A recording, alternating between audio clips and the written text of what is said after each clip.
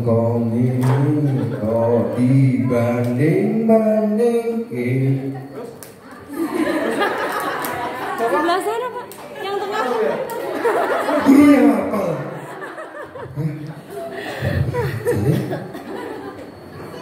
Kalau lagunya seperti ini, jauh jauh tinggi ke langit yang biru. Siapa bisa melanjutkan? Saya kasih hadiah. Siapa yang bisa?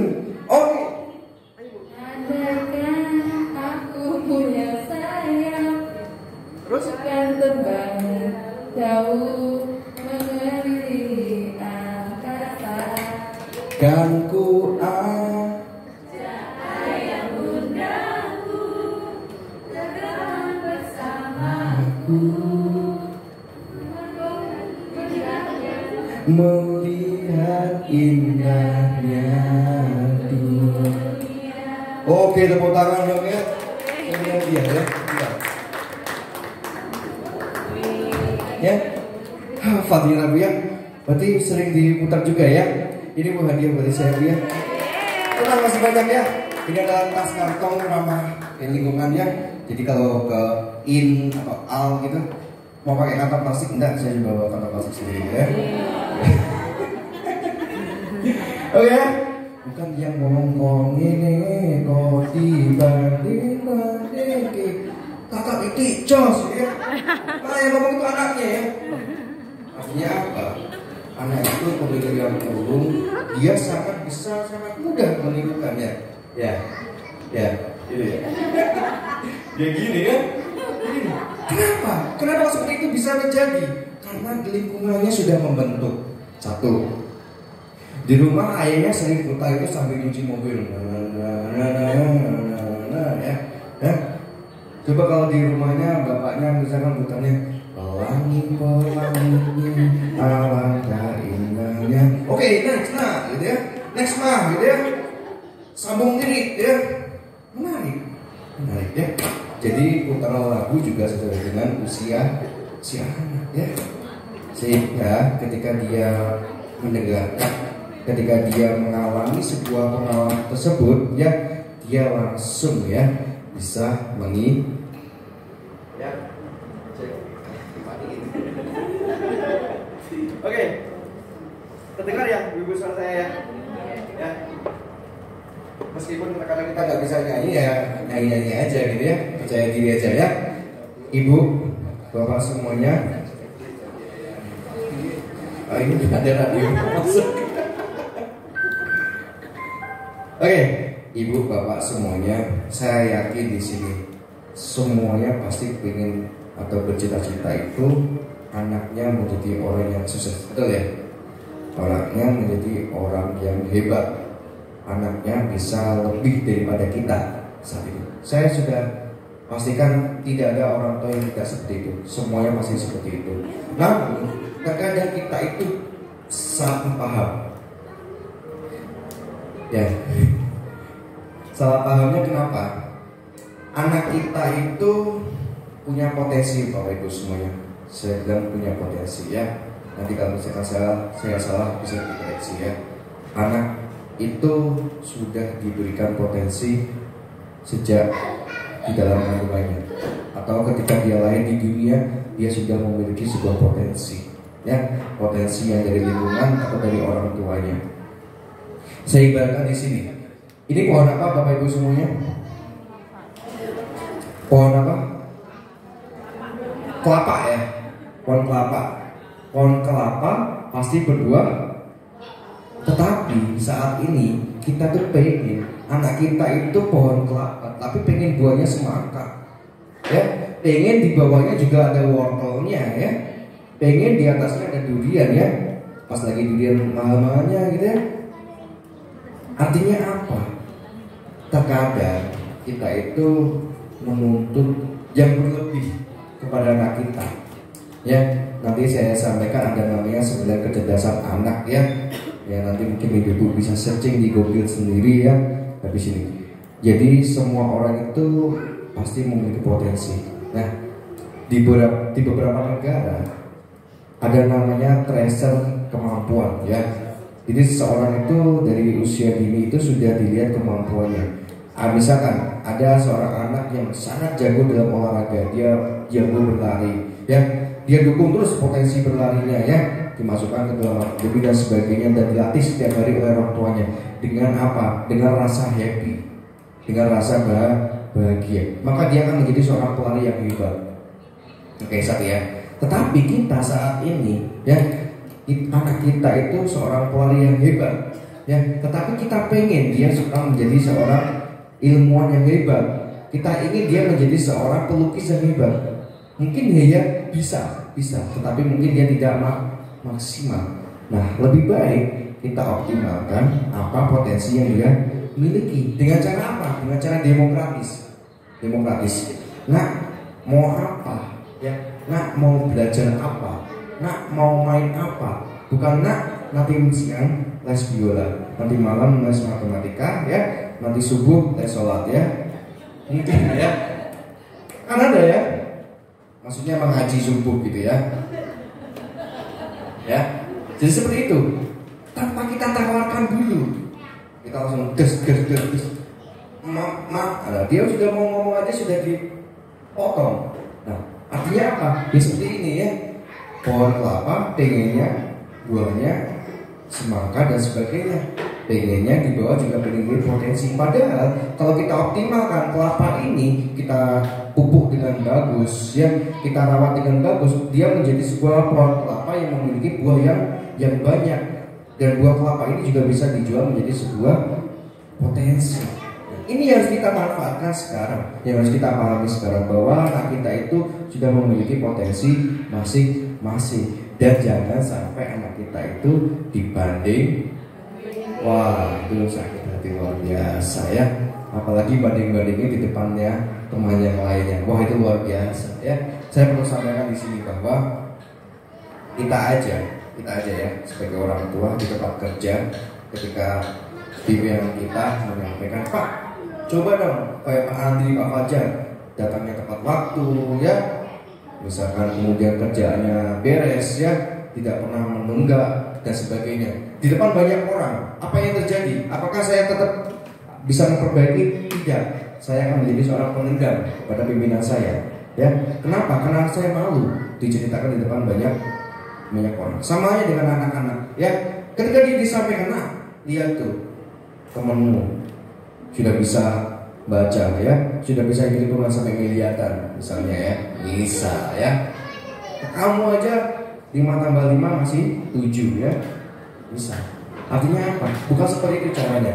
Caranya seperti apa Bapak Ibu? Bagaimana seorang pimpinan memberikan pengarah kepada anak buahnya? Caranya yaitu dengan mengajak di ruang tersendiri misalnya. Pak Andri, saya mau bicara dengan sampean, bisa masuk ke ruangan saya? Nah, baru disampaikan. Di situ apa? Terjadi face to face. Sama halnya dengan anak-anak. Ketika dia sudah falling down, ketika dia sudah tidur, mau tidur ya, ketika dia sudah misalkan tidak capek ya, nah, mama mau bilang ya, tadi kamu sudah bagus, bisa berbagi bersama temannya ya. Next, kalau main sama teman-temannya, teman-teman yang lain juga diajak ya, biar sama-sama bermain. Itu yang pas ya. Bukan ketika ke depan anaknya, tuh Andi aja dong main temannya, masa main sendirian ya. Oke, itu adalah menghargai seorang anak. Sama halnya kita menghargai seorang teman kita. Oke, itu. Ini ya, di sini ada namanya, ini adalah 9 kecerdasan ya, 9 kecerdasan yang dimiliki oleh anak sendiri secara naluriah. Bisa Bu Monica?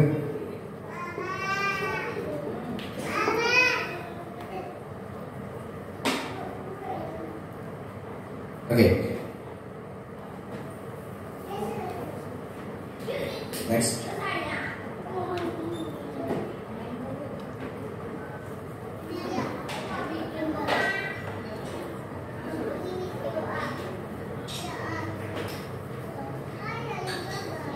Oke, sambil nunggu ya. Beberapa 9 kecerdasan itu salah satunya yaitu kecerdasan verbal ya. kecerdasan linguistik ya, biasanya orang nyebutnya. Ada juga kecerdasan logis matematik ya. Ada juga kecerdasan kinestetik ya. Oke, ada juga kecerdasan matematika ya. Oke. Bu Nonika, tadi ada kertas ya. Tolong dibagikan ke ibu-ibu, bapak, untuk semuanya di sini.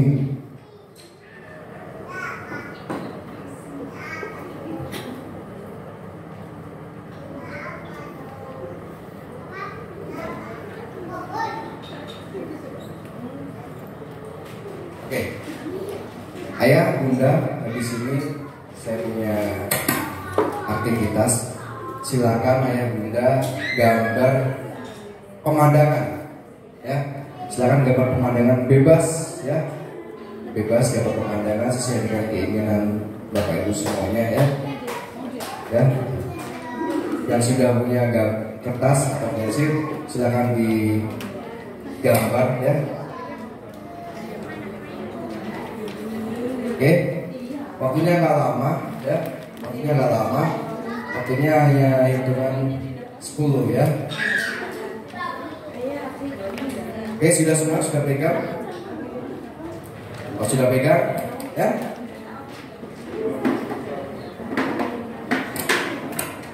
Oke.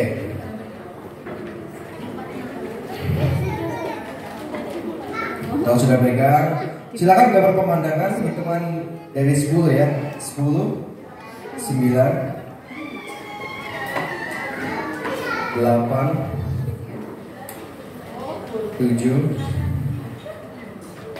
pemandangan bebas saja ya. 6, 5, 4,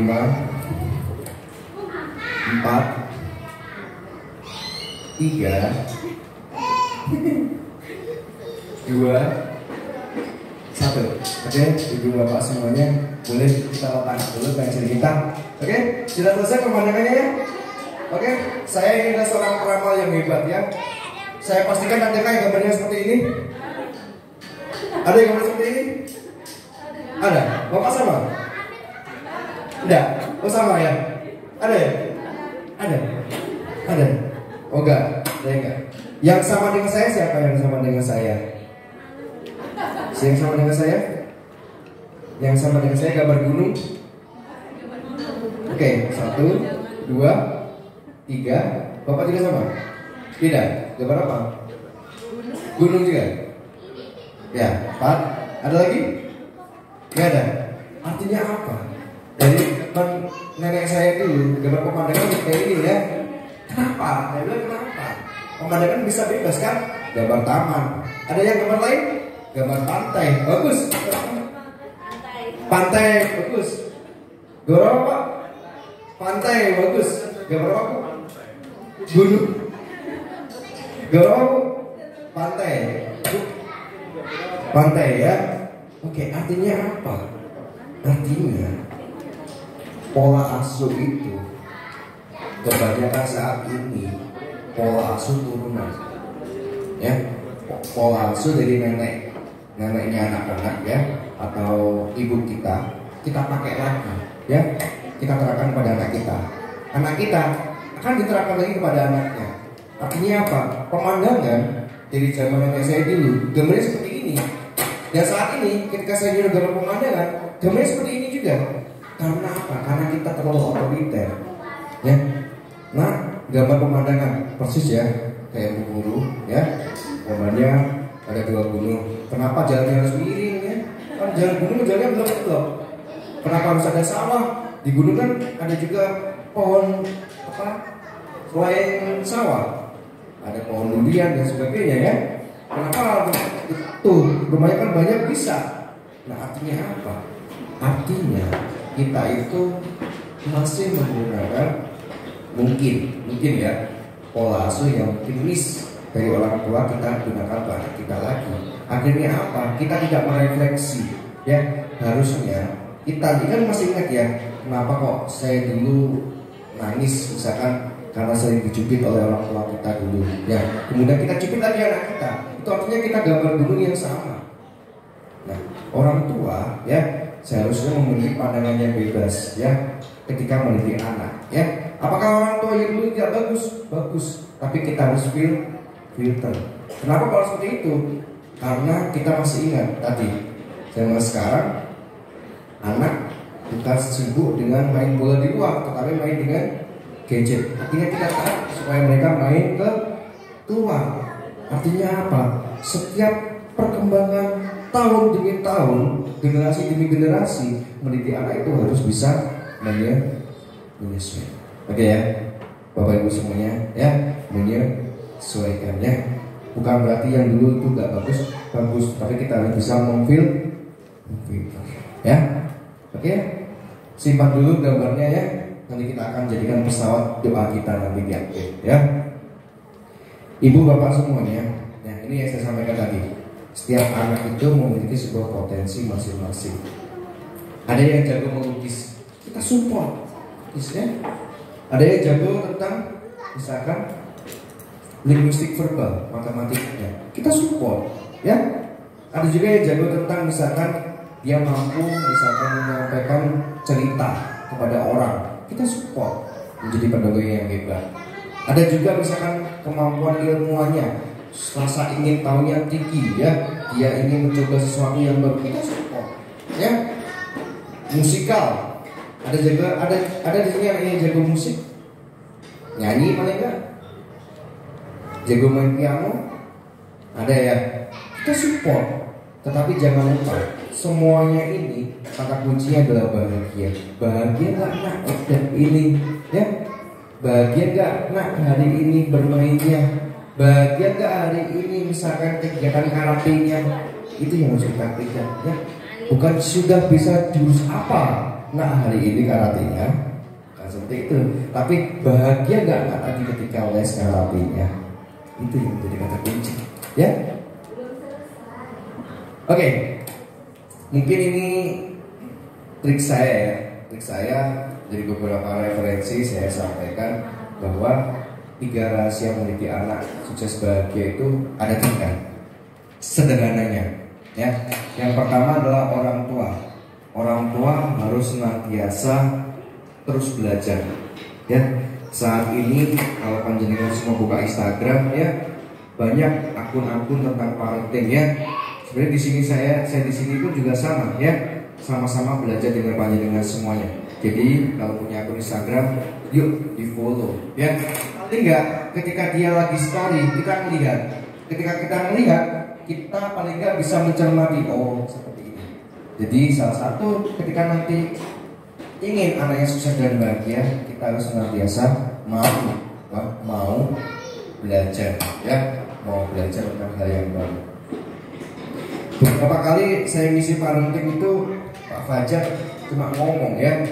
Memang ketika saat seperti ini saya ini hanya sekedar ngomong, ya. Tetapi saya perlu sampaikan, belajar seperti ini itu bukan seperti makan sambal yang ketika kita makan kita bisa merasakan pedasnya, ya. Tetapi belajar parenting itu seperti layaknya kita membangun sebuah fondasi rumah, ya. Yang ketika nanti kita punya uang, kita bangun tinggi, kita tingkat, kita perbaiki, gedungnya nggak akan roboh, gitu ya. Jadi kayak gini itu saya katakan sebagai investasi. Kelihatannya seperti apa? 5-10 tahun ke depan baru kelihatan. Berbeda dengan makan sambal. Hari ini kita makan sambal, besok kita bisa memberikan komentar, enak ya sambalnya Cak Hasan, ya, pedes, ya. Sedangkan saat ini apa yang dia mau Pak Fajar? Nggak efek besoknya. Tetapi ketika 5 tahun 10 tahun lagi, oh ini ya diomongkan dulu, ya. Oke itu ya. Itu yang dikatakan sebagai ilmu parenting. Jadi orang tua harus mau senantiasa belajar, ya. Belajar untuk lebih baik.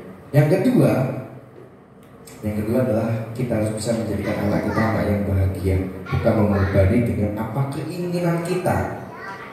Keinginan kita belum tentu menjadi kemauan anak kita. Saya yakin panjenengan semua meleskan semuanya itu satu tujuan, untuk menjadikan anak kita menjadi yang lebih baik. Pasti, ya.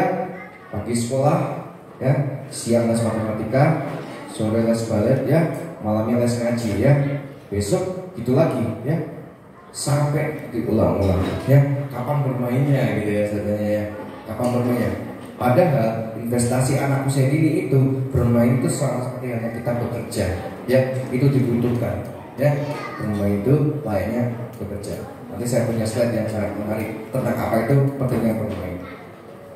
Dan yang ketiga, yang pertama tadi kita harus senantiasa belajar, yang kedua kita harus senantiasa memberikan kebebasan pada anak kita, jangan kita berikan tumpukan-tumpukan keinginan kita yang ingin menjadi sebuah apa itu hal yang kita inginkan pada anak kita.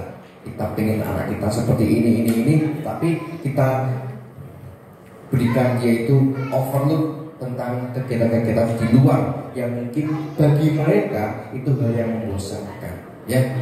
Oke, ya. Yang ketiga, kita harus tahu kelebihan dan kekurangan dari anak kita. Pentingnya kita harus tahu kelebihan dan kekurangan kita, anak kita. Kekurangan mari kita perbaiki, kelebihan mari kita support atau kita dukung, ya. Oke, 3 sukses ini sederhana saja. Yang pertama, orang tua harus mau belajar. Yang kedua, kita harus pahami anak, ya, tentang kemampuannya. Yang ketiga, kita harus tahu kekurangan dan kelebihan dari anak kita.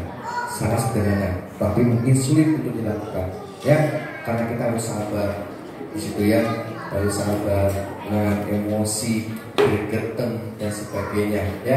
Saya sangat paham karena lebih dari satu, pasti tantangannya jauh lebih tinggi. Apalagi ketika orang tuanya semua bekerja, tantangannya pasti jauh lebih tinggi. Apalagi di rumah masih sama mertua, jauh lebih tinggi lagi tantangannya, ya. Karena pasti ada faktor kakek neneknya yang menjadi seorang pahlawan ketika kita memberikan sebuah ya. Luar biasa kalau tinggal sama kakek nenek itu, ya. Pasti yang menjadi pembela adalah kakek neneknya, ya. Karena kakek nenek pasti tidak mau melihat anaknya atau cucunya itu bersedih. Itu kuncinya, ya.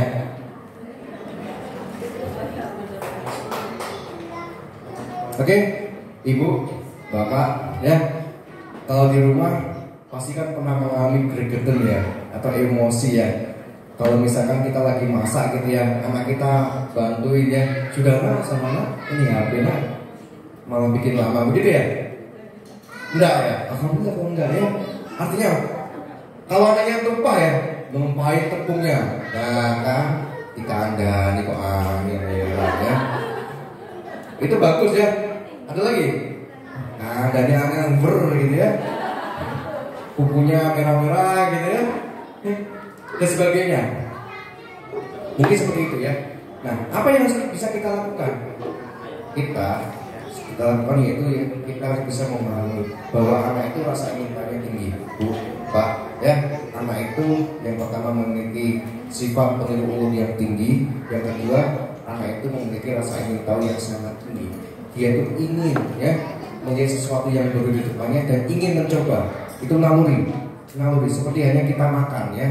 Kita ketika melihat restoran baru kita ingin mencobanya, sama. Apalagi ada diskonnya, apalagi gratis gitu, ya.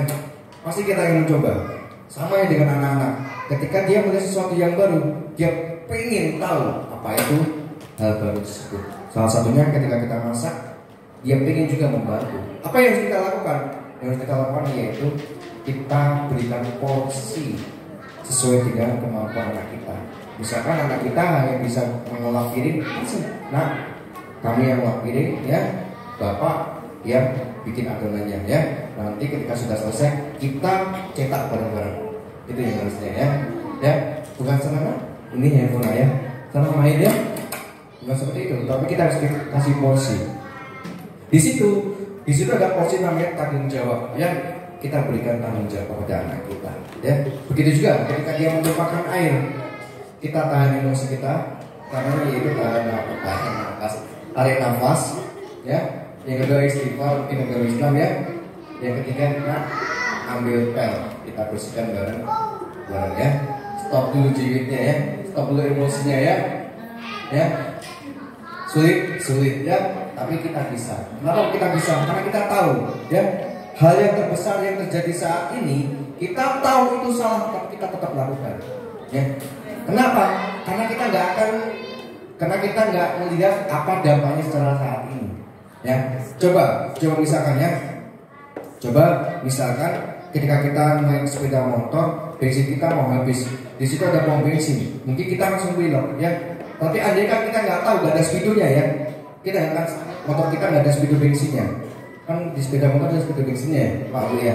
Kita bablas nanti aja di pom bensin depan, ternyata di tengah-tengah bensinnya habis. Sama dengan anak saya ini ya, ketika kita spontan memarahi atau sebagainya ya, maka yang terjadi apa? Yang terjadi kita mungkin membiarkan, tapi kita tidak tahu di tengah jalan dia mengalami sebuah emosi yang bergejolak, gitu ya.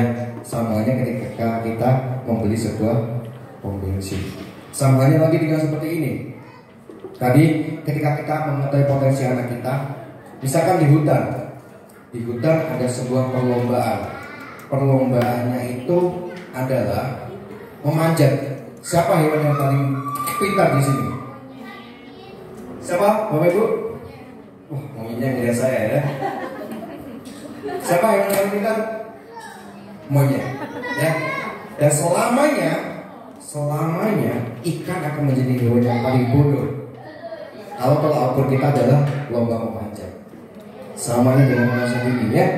Kalau ukurnya adalah mewarnai, anak yang nggak jago mewarnai, dia akan selamanya menjadi anak yang paling bodoh. Ya, artinya apa? Setiap anak memiliki potensi dan kemampuan masing-masing. Oke? Selamanya monyet akan menjadi hewan yang paling pintar memanjat, dan selamanya ikan akan menjadi hewan yang paling bodoh ketika memanjat. Kalau kita sebaliknya, ikan akan menjadi hewan yang paling hebat ketika lomba berenang, dan monyet akan hewan yang paling bodoh ketika lomba berenang. Artinya semua punya porsi masing-masing. Oke? Itu yang harus kita ingat. Yang pertama, kita harus fair. Yang kedua, ingat tadi pom bensin ya. Ketika kita memberikan sebuah emosi kita, dampaknya tidak akan terlihat karena kita nggak tahu speedo kita ya. Yang terjadi apa? Ketika nanti baru bensinnya habis, kita baru tahu ternyata dampak dari kita yang diberikan dulu ya. Di rumah, di sekolah juga sama. Ketika sekolah mengadakan parenting, ketika sekolah mengadakan lomba bersama, ini adalah merupakan bonding atau kelekatan yang harus dilakukan tua dan anak ya. Kita kerja sampai malam, siapa sih yang kita carikan? Anak ya. Kita kerja sampai bekerja keras, siapa sih yang kita carikan? Anak. Jadi ketika ada momen di sekolah, kita usahakan bisa hadir, paling tidak salah satunya. Kenapa? Bayangkan ketika di temannya mamanya datang, ketika di sampingnya mama datang, ketika waktu itu anaknya nggak datang orang tuanya, bagaimana perasaannya? Nah, disitulah dikatakan sebagai kelekatan. Jadi ketika ada kegiatan misalkan mewarnai bersama ya, kegiatan menghias tumpeng bersama, bukan hasil yang kita cari, tetapi bagaimana kita membangun sebuah kelekatan dengan anak kita ya, untuk menumbuhkan rasa cinta kepada orang tua ya. Jadi ketika di sekolah, mari kita bersama-sama. Itu bukan masalah juara dan tidak juara, tetapi bagaimana membangun sebuah kelekatan bersama anak. Ya. Oke, terima kasih dan di sini masih tetap bersemangat. Nah, ini adalah kunci-kunci pelibatan orang tua di sekolah yang saat ini mungkin kita anggap kenapa sih harus hadir gitu ya. Yang pertama adalah pertemuan wali murid minimal 2 kali semester. Ini sangat penting. Kenapa sangat penting? Karena di sini ada momen yang sangat penting. Guru bercerita kepada jenengan semuanya dengan waktu yang banyak. Meskipun ketika pulang semua bercerita, tapi sangat sedikit. Di momen ini, guru itu ingin curhat kepada jenengan, ya, bahwa di sekolah itu Ananda bisa A, B, C, D, E, ya, dan sebagainya. Dan ketika seperti ini, parenting bukan berarti saya yang paling hebat, bukan. Tetapi ketika parenting, di sini kita bisa menjadi alarm hidup kita bahwa anak kita itu memerlukan stimulasi seperti ini loh ya. Kita bisa menjadi orang tua yang hebat seperti ini loh. Ketika kita marah, oh iya, kita ini sudah belajar parenting. Kita tarik nafas dulu, kita istighfar ya, baru kita memberikan stimulasi kepada anak kita. Itu sangat penting. Yang ketiga, mungkin ya ada narasumber di kelas. Saya pernah di sini, pernah nggak sekolah yang mengundang orang tua menjadi narasumber gitu ya? Mungkin ada yang bapaknya seorang koki atau chef gitu ya, diundang ya. Ketika waktu itu ada sebuah kebanggaan oleh anaknya. Itu kan ayahku hebat ya. Itu kan mamaku dokter hebat ya. Itu kan Misalkan ayahku seorang petani yang hebat, mengajarkan tentang cocok tanam, ya. Ternyata ayahku juga bisa menjadi seorang pengajar yang hebat, ya. Kalau saya biasanya diundang untuk itu masak, ya, suruh masak, ya. Katanya mirip master chef gitu ya. Katanya ibu-ibu paling mirip di sekolah anak saya gitu ya.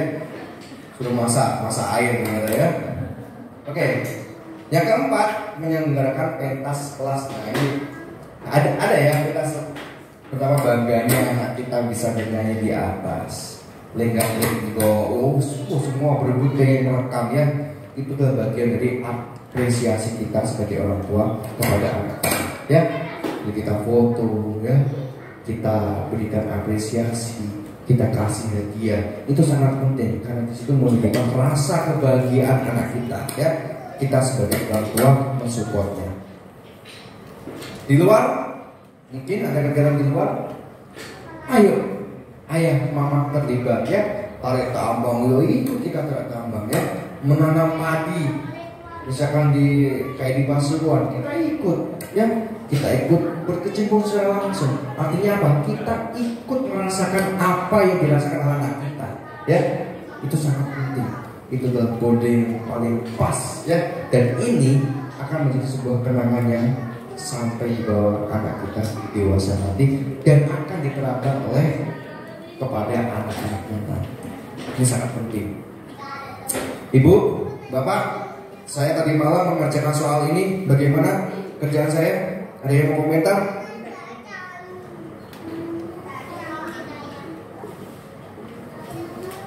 Tadi malam mengerjakan ini. Apa tanggapan ayah bunda terkait kerjaan yang saya lakukan? Pak? Apa Pak? Yang Bapak ingin komentari? Oke, makasih Pak. Pak, apa komentarnya Pak?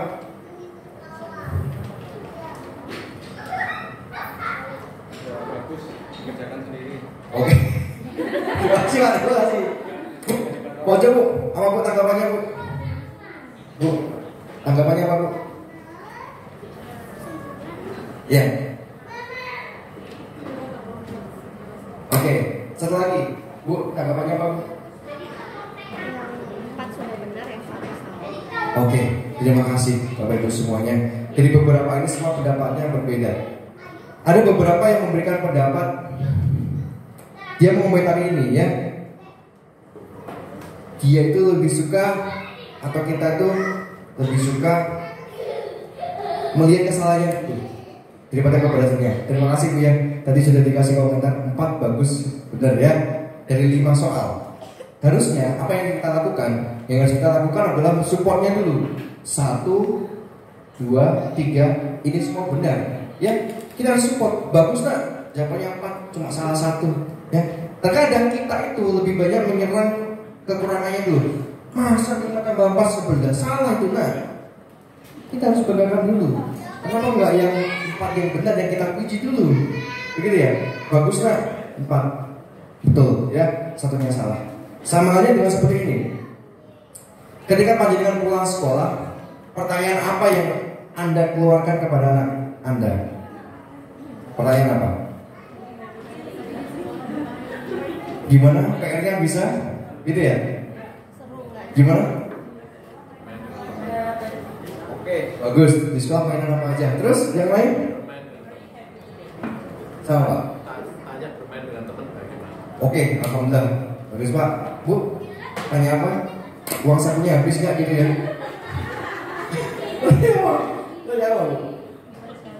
Gimana di sekolah? Bagus. Bu tanya apa Bu kalau tanya pulang sekolah? Happy nggak? Nangis nggak? Oke. Oke. Kebanyakan kita dulu dan saya dulu merasakan bahwa ketika pulang sekolah, saya selalu ditanya, gimana ujiannya? Bisa nggak? Gitu ya? Dan apa itu apesnya waktu itu? Matematika saya dapat 3 ya. Orang tua pasti tanya lagi besoknya, dapat berapa matematikanya? Seperti itu ya. Orang banyak tanya seperti itu. Akhirnya apa? Saya sembunyikan atas matematika saya. Dan itu adalah mengajarkan kebohongan seterusnya. Jadi yang harus kita tanyakan adalah bagaimana tadi matematikanya. Ya, itu merupakan pertanyaan yang mungkin langsung bikin anak ya. Pertanyaannya sebenarnya harusnya seperti ini. Tadi senang nggak mengajar matematikanya? Ya. Tadi bagaimana perasaan kamu ketika di sekolah? Ya, seperti itu. Nah, ketika waktu itu saya ditanya, dapat berapa? 3 ya. Saya sudah berpikir ayah saya pasti marah. Ternyata tidak. Bagus nak. 3. Ayah dulu dapat 2. Ya. Mama dapat 1. Kamu dapat 3. Bagus. Ya. Nanti sore setelah sholat maghrib kita belajar matematika lagi ya. Besok pasti dapat 10. Itu yang harus kita lakukan. Jangan kita tanyakan dulu dapat 3. Nah kan HP terus ya. Tidak HP. Ya HP terus ini ya. Karena benar juga. TV terus kita dulu ya. Mungkin zaman nenek kita radio terus ya. Ini zaman dulu saya dulu mengumpulkan uang buat beli Walkman itu ya. Berbangga banget itu bisa dengerin radio ya. Apalagi pasangan kita ngirim surat gitu di radio gitu ya. Untuk yang gitu ya. Senang kita dengerin ya. Zaman radio. Sekarang zaman HP terus ya. Nah, ya. Itu kenapa? Karena itu dia biarkan di rumah. Bukan saya ya ngomongnya. Terjadi kan? Ya kayak gitu ya. HP terus ya. Kayak nggak pernah lepas HP itu ya. Nah itu yang terjadi. Nah jadi kita harus banggakan dulu. Jangan kita terlalu turunkan dari hasil kerja anak kita. Jadi kita pura-pura ya kan? Misalkan matematika kita dulu memang bagus, anak kita nggak bagus, kita support ya, nggak apa-apa nak. Ya, ayah dulu matematikanya 2, mama 1, kamu bagus 3. Ya, nanti malam kita belajar bersama-sama ya, pasti besok pasti akan dapat nilai 10. Coba dipraktekkan ya. Saya kembali lagi, ini bukan seperti makan sambal yang langsung bisa kita nikmati hasilnya, tetapi ini sebagai investasi yang ke depan nanti akan kita rasakan. Begitu ya Bu ya. Oke, seperti ini. Jadi kita harus berikan support dulu mana yang bagus yang sudah dikerjakan. Yang buruk ini memang hanya 1 ya dari 5, ya kan? Kan lebih banyak betulnya. Dan lebih sulit 20/4 loh daripada 5/4. Artinya apa? Dia sudah berusaha untuk mengerjakan yang lain. Cuma mungkin dia masih kurang pas di satu soal. Ibu, Bapak ya. Kalau saat ini mungkin saya pernah sering mendapatkan pertanyaan, Pak, boleh nggak sih mengajarkan calistung di TK gitu ya? Pertanyaan yang sangat sering, mungkin ini pertanyaan yang 1004 ya. Banyak yang menanyakan orang tua yang seperti ini, anak TK harus bisa baca terus berhitung ya. Saya tidak pungkiri, memang ketika orang tua sangat bangga ketika anaknya bisa membaca, menulis, berhitung secara cepat. Tapi kita tanya dulu, ketika dia proses belajarnya, dia nyaman nggak? Dia tertekan nggak? Saya perlu sampaikan di sini bahwa anak-anak itu seperti gelas kosong. Mau kita ajarkan les seperti ini, 1 bulan bisa membaca terus berhitung. Saya yakin. Tetapi Ibu, Bapak, saya perlu sampaikan, negara kita itu negara yang sangat lemah akan literasi dan numerasinya terendah. Kenapa? Apakah anak Indonesia tidak bisa membaca menulis? Sangat mampu, tetapi yang lemah apa? Minat dan fokusnya. Saya aja kalau membaca buku, 1 buku itu nggak pernah habis, karena saya nggak tertarik. Jadi yang harus kita kuatkan apa? Di sini fokus. Bahkan UNESCO menyebutkan bahwa minat baca masyarakat Indonesia hanya 0,001%, sangat sedikit. Ya, kenapa? Mereka bisa membaca, bisa, tetapi dia tidak fokus, dia mudah capek, dia tidak senang ketika membacanya. Sehingga ini harus kita pikirkan ya. Dulunya waktu anak-anak mereka bermain enggak? Ya, Dia happy nggak? Dia senang nggak? Dia fokus nggak? Jadi Bapak Ibu semuanya, saya izin menyampaikan. So, jangan heran kalau di TK kegiatan seperti ini. Ini itu bukan hanya sekedar bermain, Bapak Ibu semuanya. Saya tekankan lagi, ini bukan hanya sekedar bermain. Ini adalah fondasi agar anak kita nanti siap untuk ke jenjang pendidikan selanjutnya. Ini adalah kegiatan untuk melatih fokus. Sehingga ketika kita ingin anak kita menjadi gemar membaca dan seterusnya, maka kita harus fokuskan dulu. Sehingga ketika dia nanti dewasa dia membaca, akan fokus untuk menyelesaikan. Ketika dia membaca atau menyelesaikan hitungan, dia akan selesai dan menikmati kegiatan tersebut. Dan saat ini masa ini sudah dirampas dengan kegiatan membaca dan berhitung. Dan herannya lagi, sayangnya lagi, kita bangga.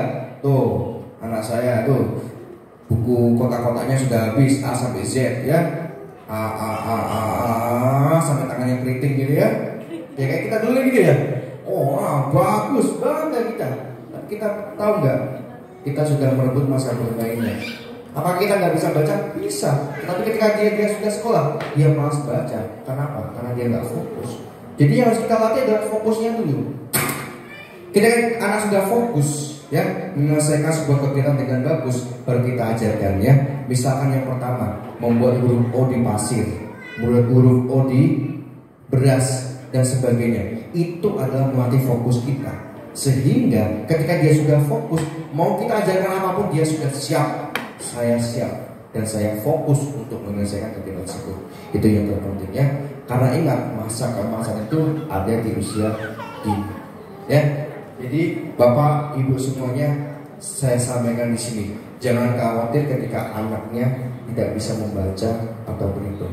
Suatu saat dia sudah pasti akan membaca dan berhitung di waktu yang tepat, di waktu yang sudah sesuai dengan tahapan usia. Saat ini jenjang SD pun juga banyak sudah mulai sadar bahwa membaca dan berhitung itu bukan menjadi tes utama ketika masuk ke dalam sekolah dasar. Yang menjadi tes utama di sekolah dasar adalah tes kesiapan belajar. Dia sudah siap belum belajarnya? Ya, kalau dia sudah siap, dia sudah fokus, maka belajar pun akan mudah dan menyenangkan. Tetapi kalau anaknya sudah mulai belajar di TK, dia sudah mulai bosan, sudah mulai tidak fokus dan sebagainya. Karena dia masa bermainnya sudah direnggut. Ketika dia berada di memang masa itu masa bermain, namanya aja taman anak-anak ya, taman untuk bermain ya, kita support bermainnya ya, tapi bermain yang bermain. Jadi jangan heran ketika anak kita yang disuruh menyanyi, menggambar, memasangkan benda dengan pasangannya, itu adalah stimulasi tentang dasarnya dulu. Ketika dia sudah fokus, dia akan menjadi orang yang hebat. Saya yakin mau Bapak kasih gelas itu dengan parfum penuh, dia pasti akan mudah menerimanya. Percaya Bapak Ibu semuanya. Dan ini bukan seperti makan sambal, ini adalah investasi yang Bapak Ibu akan letak ke depannya. Ini ya, jadi bukan seperti makan sambal. Ibu, Bapak, kalau Ibu Bapak melihat menara ini, apa yang ada di benak Bapak Ibu semuanya?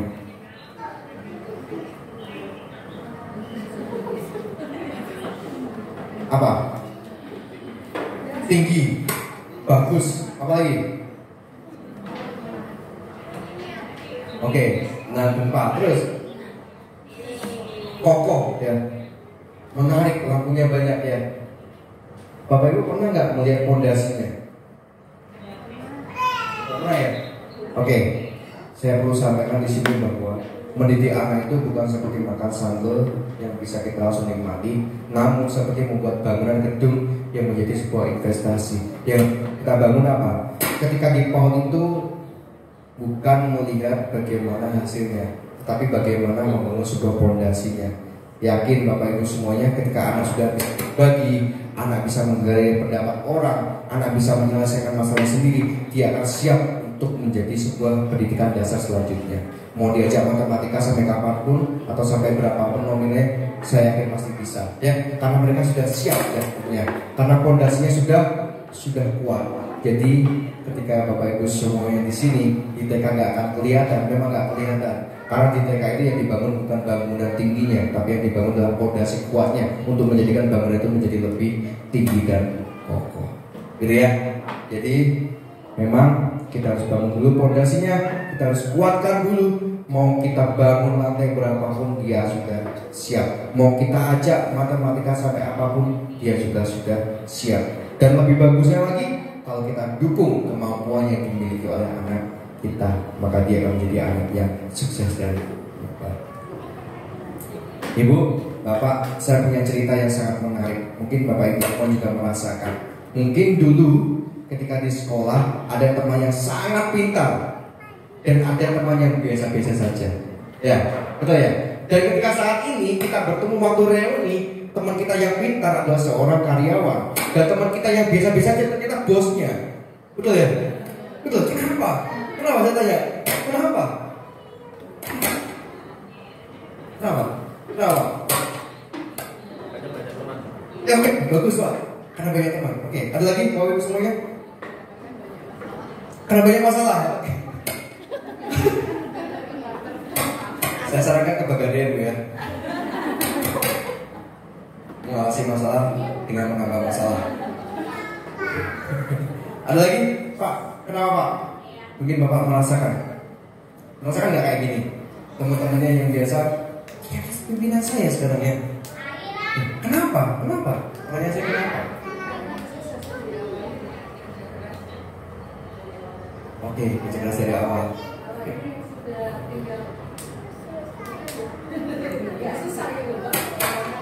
Oke, terima kasih Bu. Bu juga Bu. Ada lagi yang lain? Kurang main. Kurang? Kurang main Bu? Masa kurang main gimana nih? Juara dia. Yang bawah yang kurang main. Yang atas yang kurang main. Kurang main. Terlalu. Oke, bagus. Yang bawah main terus ya. Ibu, Bapak semuanya saya sampaikan di sini. Kalau kita menuntut anak kita untuk berkecimpung dengan kertas-kertas terus, maka dia teman-temannya adalah kertas. Jago banget ya, hitung-hitungan sangat luar biasa. Tapi selama kita memberikan kebebasan anak kita bermain di masa usianya, ya, maka dia nanti akan membuat sebuah kekuatan mental di sini, ya. Di sini dia nggak punya relasi karena bingung, karena dia sudah fokus belajar. Di sini dia punya relasi yang banyak, ya. Dia bisa menyelesaikan masalah sederhananya ketika bermain, ya. Dia bisa happy, ya. Ketika dia dewasa, dia sudah siap menghadapi kehidupan yang ada di lapangan, ya. Dan ini fakta, ya. Sehingga apa yang terjadi di sini karena masa bermainnya sudah direnggut, sudah menikmati menjadi seorang karyawan. Dan ketika masa bermainnya sudah optimal, maka dia siap untuk menjadi seorang pemimpin yang memberikan sebuah kesenangan untuk karyawannya. Itu yang berbeda ya. Ini sangat terjadi dan ini sangat terbukti. Saya juga pernah mengalami, bahkan teman-teman saya di sekolah saat ini ketika reuni, saya tidak menyangka teman saya yang biasa-biasa saja, tetapi lebih banyak main dan kegiatannya lebih banyak, aktivitas di luarnya. Ternyata dia menjadi seorang pemimpin yang bisa mengatasi sebuah permasalahan yang dia dapatkan ketika dia di waktu dulu dia sekolah, dia bisa mengatasi permasalahan yang di masa usianya. Dan sedangkan yang di sini dia mungkin lebih banyak, dia jago ketika bosnya menyuruh dia akan menyelesaikan dengan tepat waktu, tetapi dia tidak bisa untuk mengaturnya karena dia tidak bisa membuat sebuah pengalaman yang didapatkan waktu dia bermain dahulu, ya. Ini sangat terasa, ya. Jadi Bapak Ibu semuanya, yuk kita kembalikan marwah anak usia dini itu, mereka itu masa bermainnya. Dan saya yakin di sini bermainnya bukan hanya bermain sederhana. Di sekolah pun juga bukan bermain sederhana, tapi bermain yang bermakna. Ini sangat penting, bermain yang bermakna, ya. Mereka bermain puzzle bukan hanya sekedar kesenangan, tapi dia sedang mengerjakan masalah sederhana. Dia bermain meronce, dia sedang belajar bagaimana menyusun pola, ya. Dia bermain misalkan plastisik, dia sedang membentuk sebuah keinginan, rasa ingin tahu yang tinggi untuk membuat sebuah kreasi dari pikirannya sendiri. Percaya itu nanti akan menjadi sebuah investasi masa depan yang akan kita rasakan, ya. Oke, Ibu, Bapak, ketika kita memberikan anak kita itu lebih banyak porsi untuk belajarnya atas keinginan kita, bukan kemauan anak, maka jangan heran nanti. Jangan kau rebut masa bermain anakmu, karena nanti kita akan lihat dia akan seperti apa dia akan anak-anak, tapi sudah kedewasaan. Oke, anak-anak sudah kedewasaan, ya, menyelesaikan tugas ya, itu kan tugas kita ya. Tetapi ada juga nanti kita akan melihat dia sudah dewasa, tetapi masih kekanak-kanakan, ya, lempar-lemparan kursi, gitu ya, kayak di berita, gitu ya. Kan sudah waktunya anak-anak tuh lempar-lemparan kursi ya, lempar-lemparan, kemudian berat dan sebagainya. Artinya karena ini bermainnya kita sudah rebut, ya, sehingga jangan heran nanti saat ini kita melihat anaknya sudah masih kecil tapi sudah dewasa, dan nanti ketika dewasa masih kekanak-kanakan, ya. Dan ini sangat penting Bapak Ibu semuanya, sangat saya berpesan kepada Bapak Ibu semuanya. Ini memang terkadang tidak teruji secara ilmiah. Beberapa kali saya mencari artikel yang seperti ini, saya tidak pernah. Dan ini sangat penting bagi saya. Dan ini sangat terbukti dan sangat memang fenomenanya ada.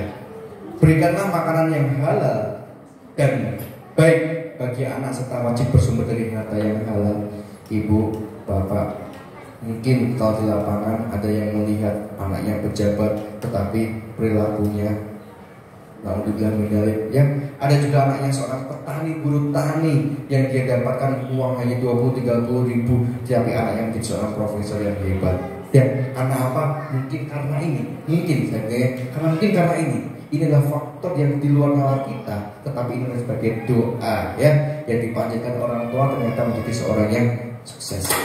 Sehingga dulu orang tua saya sangat berpesan hal ini, ya, berikanlah apapun yang kamu berikan kepada anakmu dari sumber yang baik, ya, karena sumber baik itu akan tumbuh menjadi benih yang baik dan akan menjadi pohon yang kuat nantinya. Kalau sumbermu itu tidak baik, maka siap-siaplah menerima keruntuhan dari bibit yang kau tanam dahulu, ya. Ini mungkin sebagai refleksi kita, dan ini mungkin juga tidak seperti makan sambal yang bisa terlihat hasilnya, tapi ini adalah sebagai membangun sebuah fondasi yang nantinya akan terlihat ketika 5 atau 10 tahun lagi. Ibu, bapak, ketika pulang nanti jangan lupa bangun kerinduan anak untuk pulang ke rumah. Tanyakan bagaimana perasaannya, bukan tanyakan bagaimana PR-nya hari ini, bukan tanyakan bagaimana hasil ujiannya hari ini terlebih dahulu, ya, tapi tanyakan bagaimana, ya, kerinduanmu kepada anakmu. Nah, mama dan ayah menunggu kamu pulang loh, mama kangen loh sama kamu, ya. Dan jangan pura-pura kita gengsi untuk menyampaikan hal seperti ini, karena ini akan nanti menjadi sebuah bonding dan akan menjadi sebuah dibangun oleh anak itu hingga dewasa dan diturunkan kepada anaknya nanti. Ibu, bapak, di situ ada kertas yang Pak pegang tadi. Silakan ibu, bapak tuliskan yang kanan dulu.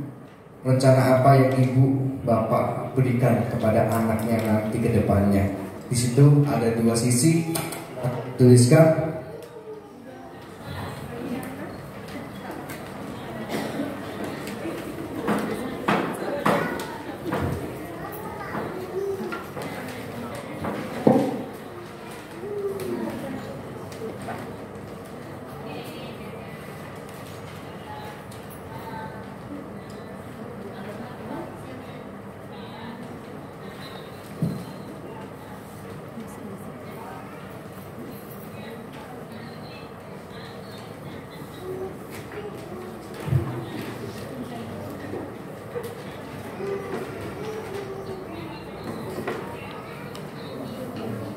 Satu atau 2 saja nggak apa-apa.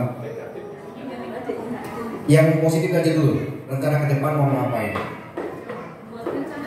Anak loh, buat anak. Saya pengen anak saya nanti ini, ya. Cita-cita nanti mau jadi apa? Refleksi kita, penyesalan kita yang apa yang sudah kita lakukan pada anak kita. Mungkin dulu pernah nyubit, ya, pernah bentak gitu, ya. Tapi tulisnya pakai tangan kiri, ya. Bisa pakai tangan kiri. Tadi saya sampaikan kenapa harus kita harus tulis pakai kiri. Tulisnya pakai tangan kiri.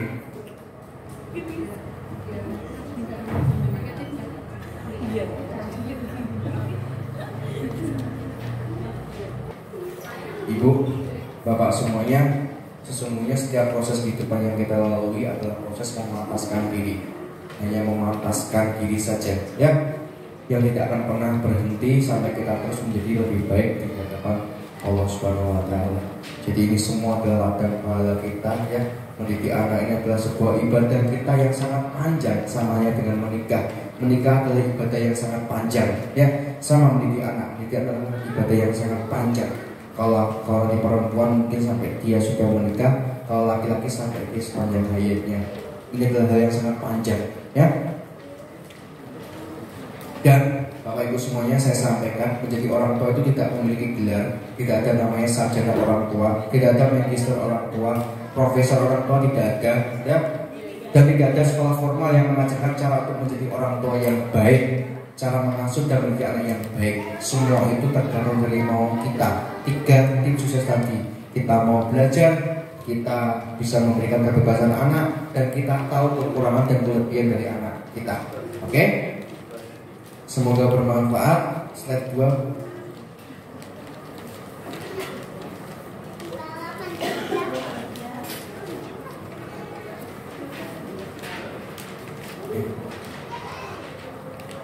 Oke, sudah semuanya, Ibu Bapak semuanya, terima kasih buat hari ini. Habis ini ada sesi tanya jawab, ya.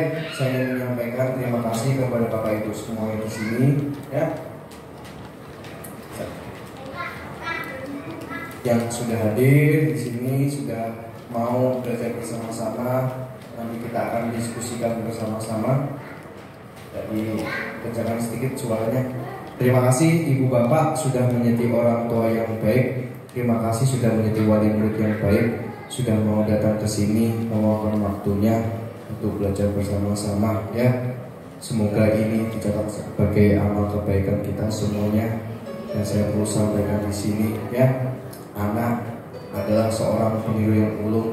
Dia membutuhkan sosok seorang ayah yang hebat, dan dia membutuhkan sosok ibu yang kuat, yang lemah lembut, ya. Suksesnya seorang anak itu yaitu pelukan seorang ayah dan ciuman seorang ibu, ya. Ketika dia lelah, ketika dia hendak tidur, janganlah bosan-bosan memberikan sebuah ciuman, kata-kata yang indah untuk anak kita, ya. Saya berdoa semoga putra putri Bapak Ibu semuanya ini menjadi anak yang sukses, ya, menjadi anak yang hebat, ya, dan menjadi anak yang membahagiakan kedua orang tuanya. Terima kasih Mama yang sudah berjuang mendidik anaknya, yang sudah rela berkorban, tidak beli make up hanya untuk mainan anak, ya.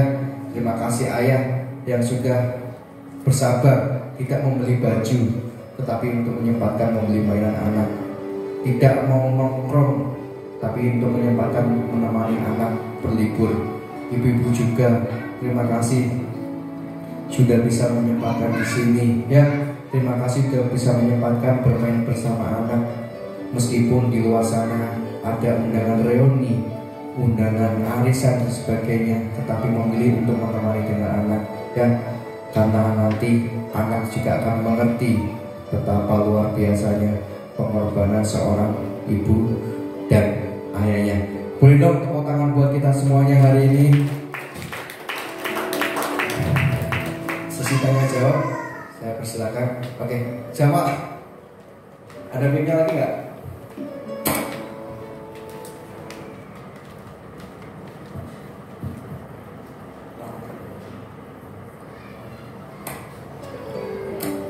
Silakan Pak. Terima kasih Pak Fajar, selamat pagi. Selamat pagi. Saya nama Bagus Indiarto, wali murid dari anak Sasi, ya, kelas A. Yang perlu saya tanggapi itu sekarang ini kita lihat Pak, ya, kita tidak bisa pungkiri kalau pemerintah dalam masalah hal belajar, kita lihat mungkin untuk Kalistung tadi yang sudah Bapak jelaskan, itu pemerintah sekarang kan memang nggak update tersebut. Kalau nggak salah sekarang untuk terima SD itu kan nggak pakai Kalistung, ya. Tapi secara mental kita kembali ke flashback saya dulu waktu saya kelahiran tahun 72. Waktu saya SD kelas 1 itu saya masih belajar membaca. SD kelas 2 itu saya baru bisa hitung. Tapi sekarang kita lihat anak-anak kita TK itu sudah diajari untuk kadung, Pak. Nah, yang paling enak sekarang guru SD. Guru SD sudah nggak ngajari kalistung, tapi guru TK berjibaku untuk ngajari kalistung. Nah, maksud saya cara pemerintah ini untuk gimana kalau TK itu ya bermain, Pak. Baru SD nanti kelas berapa sudah dia baca. Kita semua orang tua juga senang kok bisa baca, bisa menulis, tapi secara mental kayaknya belum siap ya. Nah, gitu aja Pak. Jadi pertanyaan saya, bagaimana kalau anak ini tidak sesuai target? Tiap anak kan lain-lain ya. Nah, jadi bisa aja SD nanti kelas 1 dia masih belum bisa baca, belum bisa berhitung. Nah, bagaimana Pak menghadapi seperti ini? Terima kasih. Baik, terima kasih Bapak. Tugas orang tua kita itu adalah yang pertama mendukung, ya, dan yang kedua adalah mengamini, mendukung dan mengamini, ya. Ketika nanti Bapak menghadapi hal seperti itu, saat ini sudah mulai berproses Pak untuk merubah mindset yang SD seperti itu. Nah, kalau Bapak misalkan tidak sesuai target, ya, hal apa yang tidak sesuai target itu harus kita evaluasi dengan kebahagiaan. Yang pertama, Bapak jangan mudah tersulut emosi yang pertama dulu, ya, dan pahami kemampuan anak kita itu berbeda dengan yang lainnya. Kalistung, baca tulis berhitung itu sudah saya temui permasalahannya itu 10 tahun yang lalu. Kenapa seperti itu? Karena mereka berpikirnya instan. Seperti halnya kita makan mie instan, ya, lebih cepat buatnya daripada mie goreng di jalan. Itu yang pertama. Dan mereka tidak menyadari itu yang pertama Pak. Dan saya di sini juga sama-sama berjuang bagaimana meluruskan itu benang merahnya. Sekarang sudah ada Pak namanya transisi PAUD ke SD, sudah Pak mulai berproses. Tugas jenengan aja yang bersiap ketika nanti berhadapan dengan tetangga dan sebagainya, mendapatkan misalkan perbedaan pendapat itu bahwa anak itu masih masa bermain, dan ketika waktu itu mohon maaf misalkan anak Anda belum bisa membaca, tidak masalah Pak, jangan khawatir, kuatkan dalam diri panjenengan semuanya. Yang terpenting adalah ketika anak sama sudah siap dan fokus, 5 tahun lagi dia akan menjadi anak yang hebat daripada anak yang itu. Dan Pak, saya yakin anak Bapak Ibu semuanya pasti bisa membaca dan berhitung di masa atau di usia yang tepat di usianya, ya.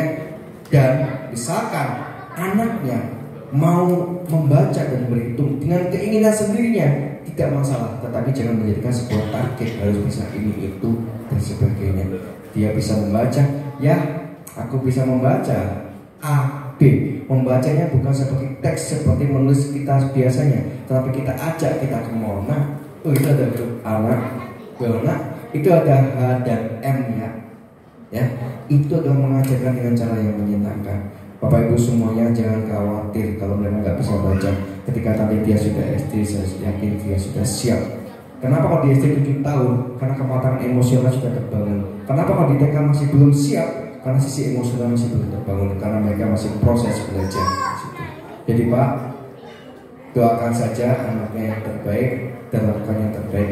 Jangan terlalu menghidupkan orang lain dan sekitarnya. Karena bagaimanapun juga panjenengan adalah orang tuanya dan yang bertanggung jawab pada hal itu. Itu Pak ya. Terima kasih Pak. Ada lagi yang lain? Oke, selamat. Saya senang hari ini ya. Ibunya aktif semuanya ya, tidak terlalu pegang HP. Saya sangat senang hari ini ya. Ini barusan di telepon. Oh iya, nggak apa-apa ya. Tapi tidak main HP ya. Iya. Saya. Pak Fajar, terima kasih Sama-sama. untuk ilmunya hari ini. Mudah-mudahan juga saat ini saya lagi menguatkan hati Pak untuk anak saya masih belum bisa anstum gitu ya Pak ya. Saya berpikirnya karena masih dalam masa kan masih mau 4 tahun Pak, jadi masih bermain gitu ya Pak ya. Saya berpikir yaudah main dulu. Tapi saya mikirnya itu tadi, kalau misalkan mau TK atau mau SD itu kan ada harus siap ke jenjang berikutnya. Jadi saya coba untuk setiap hari mengajarkan itu. Tapi ada pertanyaan, kenapa harus belajar, kenapa harus sekolah, kenapa harus pintar, kayak begitu ya Pak ya. Karena kayaknya masih belum nyaman untuk belajar. Maksud saya cara untuk mengajari fokus ke anak supaya dia itu belajar dengan gembira di rumah terutama ya Pak ya. Kalau di sekolah kan ada bunda-bunda mungkin agak lebih manut gitu ya Pak ya. Kalau di rumah udah kalah sama TV-nya, kalah sama HP-nya, ada neneknya udah itu Pak. Oke. Terima kasih Ibu. Saya sudah menangkap apa yang dirasakan Ibu. Ya, yang pertama itu saya lupa tadi menyampaikan ini. Banggalah ketika orang tua itu menjadikan anaknya itu yang memiliki karakter. Yang pertama, sekarang itu kritis ketika di depannya bilang permisi, sangat jarang sekarang. Permisi, mohon maaf, ya, terima kasih, ya, tolong. Itulah 4 kata sakti yang saat ini mungkin jarang banget digunakan. Banggalah ketika anak jenengan sudah bisa itu yang pertama. Yang kedua, bangun pola asuh demokratis. Ya, jadi kalau jenengan ingin mengajarkan anak yang mau membaca dan seterusnya, libatkan anak untuk membuat kesepakatan dulu. Nah, hari ini ibu punya mainan huruf abjad yang banyak sekali. Nanti kita pilih ya, mainan huruf abjad apa yang kamu sukai. Ya, saya nggak ngomong target dulu ya. Apa yang kamu sukai ya? Ibu punya ini mainan abjad yang sangat banyak ya. Lalu bagaimana membangun TV dan kakek dan sebagainya? Kita harus punya ketegasan dalam diri kita dan kedisiplinan yang kedua. Kalau kita nggak mau anak kita main gadget, jangan sekali main gadget di depan anak. Oke ya. Kalau kita nggak mau anak kita melihat televisi, jangan kita sekali menonton televisi di depan anak. Ya, karena kita adalah contoh yang baik untuk anak. Yang ketiga, bangun komunikasi baik dengan kakek nenek kita. Ya.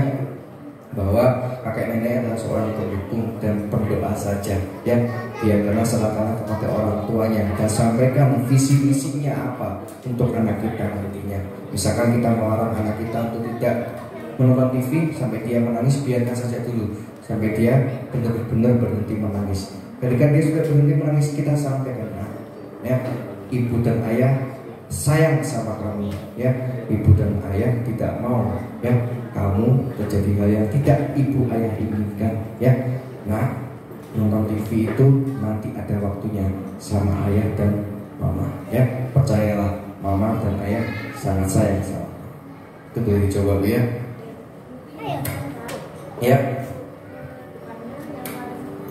Tambah sedikit ya Bu ya. Ya. Mungkin masukan untuk kedepannya bahwa pendidikan karakter itu yang mungkin lebih cocok juga karena seperti kejujuran, humble, kemudian sosialisasi itu mungkin yang lebih dibutuhkan untuk yang anak saya, terutama untuk yang 3B.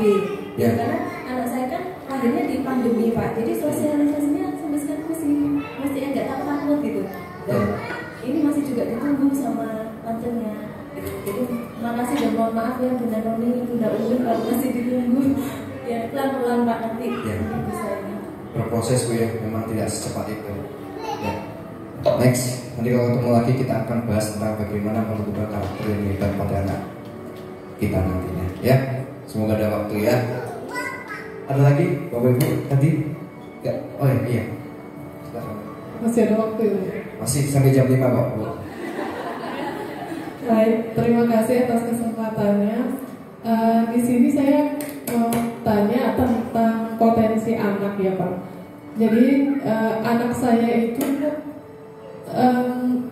berubah-ubah gitu kemauannya dia. Di usia 3,5-4 tahun itu dia sangat suka belajar, sudah bisa berhitung, mau TK itu udah bisa baca gitu. Tapi setelah itu dia, dan saya berpikir kan potensinya berarti akademiknya dia unggul gitu ya.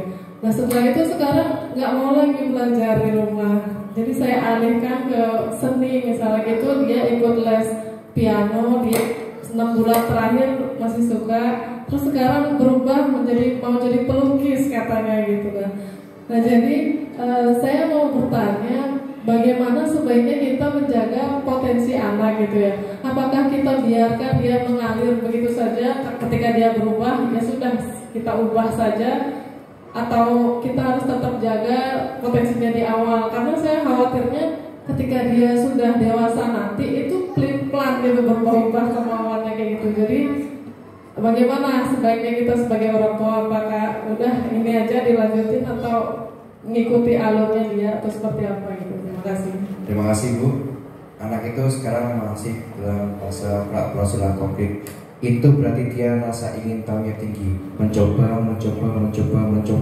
Ketika nanti dia sudah menemukan kedewasaannya atau mencari-cari dirinya, dia akan menentukan ternyata saya lebih suka melukis. Artinya apa? Dia sedang mencari keinginannya yang pas untuk dia itu apa. Tugas kita mensupport mengamini, ya. Jadi biarkanlah. Sama halnya dengan dulu, ketika saya memilihkan anak saya sekolah, saya ajak keliling sekolah TK di Bangkalan, saya suruh main. Ketika di rumah, saya tanyakan, nak, mana sekolah yang kamu sukai? Ya, mana sekolah yang buat kamu nyaman? Sama yang dengan jenengan, nak, gimana? Suka yang mana? Suka main yang A, B, C, D? Suka hobi yang mana? Mama, ayah selalu dukung untuk kamu yang terbaik. Ya, itu dia sedang mencari rasa ingin tahunya Bu. Biarkanlah. Dia mencoba piano, dia bosan ya. Dia mencoba tari, dia bosan. Dia mungkin adalah laki-laki, dia main bola, mungkin dia bosan. Tapi ketika dia sudah menemukan keinginan yang dia senangkan, dia akan mengembalinya, dan itu menjadi sebuah potensi. Biarkanlah Bu ya, mereka sedang mencari keinginannya. Dan responnya akademik itu dengan jari dan sebagainya, saya pernah mendengarkan beberapa hal itu. Tapi terkadang itu tidak terbukti secara teknisnya. Pernah kan melihat dari potensi dan sebagainya dia. Kalau saya secara pribadi, mohon maaf, saya kurang yakin dengan hal itu. Karena dia masih rasa ingin tahu. Dia sedang ingin mencoba A, B, C, D sampai Z. Ya, ketika dia nanti sudah masuk SD dan SMP, barulah kita tahu potensinya apa yang dia sukai. Begitu ya. Artinya dia sedang rasa ingin tahunya tinggi. Ya, karena itu mengaluri seorang anak. Begitu ya. Selamat untuk mendukung dan memfasilitasinya. Itu pesan saya. Ada lagi, Bu? Oke. Habis ibu ini semua ya, boleh ya. Senang saya ya, daripada kita hanya duduk diam, kita hanya melihat masuk telinga kiri, keluar telinga kanan gitu ya. Lebih baik seperti ini. Ya. Kan tadi itu masalah potensi ya. Ini misal kalau anaknya kan cewek, tapi anaknya itu minta dilesin futsal sama karate. Apakah tetap dilanjut untuk diikutin kemauannya, apa kita jangan, kamu kan cewek gitu? Bagaimana? Lanjut jawabannya. Kenapa seperti itu? Saya perlu sampaikan. Pernah melihat pemain sepak bola perempuan yang hebat, ya? Pernah lihat pemain voli Megawati yang hebat sekarang ya? Karena itu dia dukung orang tuanya, ya. Jadi yang kita lihat adalah hasilnya, tapi kita nggak pernah tahu bagaimana prosesnya Megawati menjadi pemain voli yang hebat. Bagaimana seorang pemain bulu tangkis yang saat ini hebat, bagaimana prosesnya dulu, kita nggak akan tahu. Sama halnya ketika kita melihat sebuah konser, yang ibu bapak lihat adalah bagaimana seorang penyanyi bisa menyanyikan dengan bagus dan Anda terhibur. Tapi Anda nggak tahu bagaimana perasaan hatinya sebelum dia menyanyi, ya. Itu yang terjadi ya.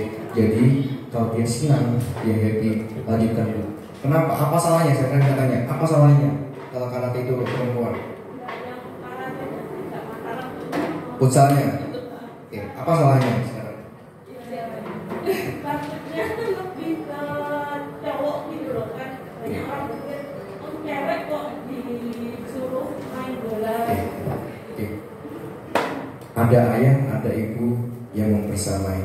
Ketika misalkan saya ajak anak saya makan, anak saya jatuh, istri saya pasti akan menolong. Tetapi berbeda dengan ayah, dia akan membiarkan, nak bangun nak, ayo bisa kamu. Nah disitulah ada namanya kasih sayang seorang ibu dan kekuatan dari seorang ayah. Jadi jangan khawatir bu, dia pasti akan menjadi anak yang hebat selama ibu mendampingi dengan baik. Gak usah khawatir dan berpikiran aneh-aneh. Kita positif thinking aja. Apa yang kita pikirkan, apa yang kita ucapkan ini adalah sebuah doa, ya. Jadi kita harus bangun potensi yang baik untuk anak kita. Jangan khawatir bu ya. Itu saja pesan saya.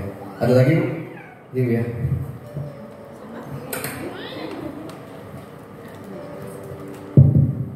Selamat siang Pak.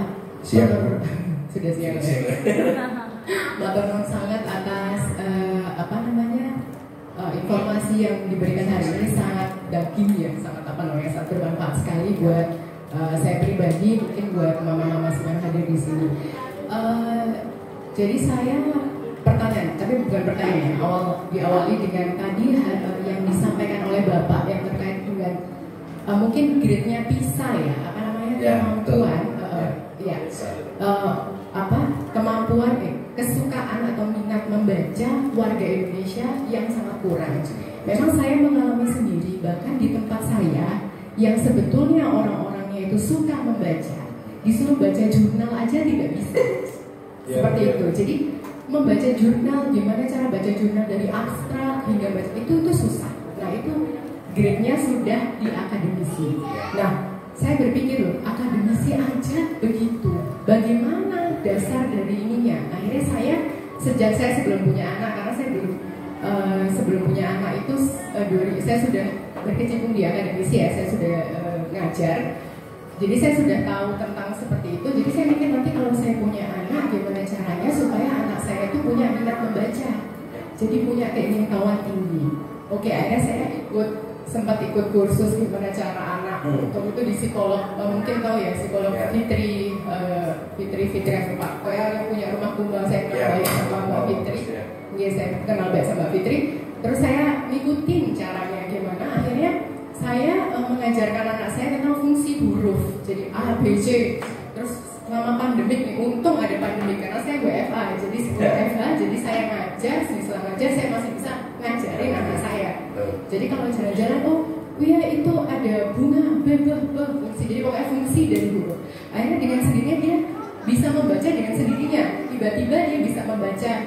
Padahal saya nggak pernah ngajarin, ayo duduk kamu baca, enggak. Saya nggak suka, karena saya juga setuju tadi yang disampaikan oleh Bapak bahwa tidak mesti orang yang punya juara itu nanti sukses. Karena teman-teman saya lulus 3,5 tahun itu belum tentu juga dia akan menjadi bos gitu loh. Jadi orang-orang biasa aja yang jadi bos. Jadi saya ngikutin itu. Terus akhirnya saya ngajarin dia lala, tapi dia suka gitu, tentang sains dia suka. Jadi akhirnya saya apa yang dia suka saya ikuti. Termasuk saya punya buku-buku sains apapun, termasuk sains saya geologi ya, dulu saya geologi. Dia suka tentang apa yang saya suka. Ya saya kayak ngomong sama orang aja, ini loh ya ada gunung api di Indonesia, ternyata dia suka. Akhirnya dia menjadi omongannya jadi aneh gitu. Jadi sama kakek neneknya, tahu nggak gunung api ini dia meletus gini, tahu nggak, pokoknya hal-hal sains. Nah terus saya jadi berpikir, wajar nggak sih saya mengikuti apa yang dia suka, tapi saya takutnya saya keterusan gitu loh. Maksudnya saya keterusan menganggap dia itu mahasiswa, jadi saya ngomongnya menjadi seperti itu.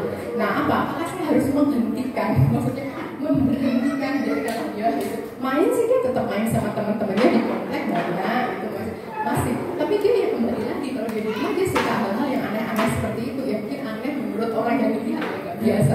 Dia suka kadang-kadang omongannya beda-beda. Tahu nggak asteroid yang membuat dinosaurus punah, saya nggak tahu jawabannya. Dia bilang, wah ternyata saya baru sih bener, tahu dari mana, dari YouTube kata dia, nggak tahu. Apakah saya harus menghentikan kesukaan dia begitu kan gimana? Oke, matur nuwun. Terima kasih Bu. Sebelumnya saya ingin menjawab dalam sisi bukan psikologi Bu ya.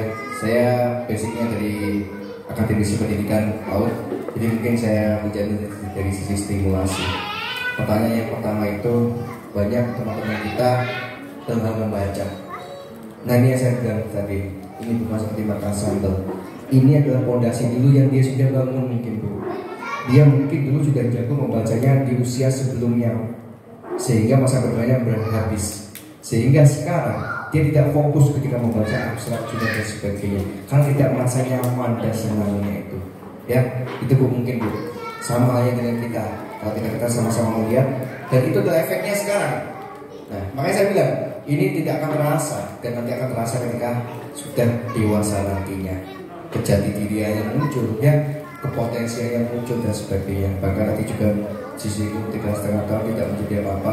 Mungkin dia jago dalam sebuah penugasan yang diberikan, dia tuntas, dia pintar, dia tepat waktu. Tapi dia mungkin tidak bisa dalam hal yang lainnya. Ketika bosnya itu hanya orang biasa-biasa saja. Kemudian yang ketiga, bagaimana dengan anak yang seperti itu, yang sudah memiliki kosakata yang luar biasa dan sebagainya, ilmu pengetahuan yang mungkin dirasa bagi orang luar di luar dari kemampuannya. Pertama adalah kita adalah seorang guru bagi anak-anak kita yang tahu bagaimana kadar yang pas untuk anak kita, itu ya. Jadi kita yang tahu kadarnya, ya. Dan jangan sampai ya anak kita itu mungkin bagi orang lain itu dianggap berlebihan, tetapi dia itu menjadi cemoohan, bullying dan sebagainya. Kita yang harus luruskan, ya. Nah, kalau cerita tentang dinosaurus, ajarkan dengan mungkin kita ngomongnya bahasa dengan cara seperti ini loh. Dinosaurus itu mungkin hewan purba dan sebagainya. Mungkin yang dipahami oleh anaknya. Mungkin kalau punya adik dia atau punya saudara yang seumuran, kita ajak bercerita bersama. Kita ajak bagaimana dia menyampaikan cerita yang dapat dipahami oleh anak yang lainnya. Itu adalah tugas kita untuk meluruskan bahasanya. Kosakata itu kan salah tidak, tetapi yang harus kita sampaikan adalah bagaimana dia bisa juga menyampaikan ke orang lain dengan bahasa yang mudah dipahami di tahapan usianya tersebut. Itu yang harus kita paham. Karena apa? Karena kita sudah melewati itu, maka kita tahu bagaimana membahasakan itu dengan bahasa yang mudah dan bahasa yang bagi kita seorang akademisi itu bahasa konstruksi sehari-hari. Begitu ya. Semoga itu bisa dilakukan. Dan tadi bagus, memang tidak perlu membaca di kertas, tapi ternyata dengan cara seperti itu bisa juga. Artinya apa? Tidak mungkin anak tidak bisa membaca. Semuanya memiliki potensi dan semuanya pasti akan baik ketika di usia perkembangannya. Tunggu ya. Terima kasih Bu. Masukannya juga luar biasa buat saya. Ada lagi? Cukup? Kalau cukup, mari dong kita terbangkan pesawatnya. Nanti kita rekam bareng-bareng ya. Kita jadikan ini sebuah momentum ya. Mungkin ada punya nanti ke sana ya. Mana ya? Ke sana atau ke sana? Yang rekam di sana. Oke, nanti kita berkumpul bersama-sama ya. Kita nanti ucapkan KBPK 10 November ya. Luar biasa.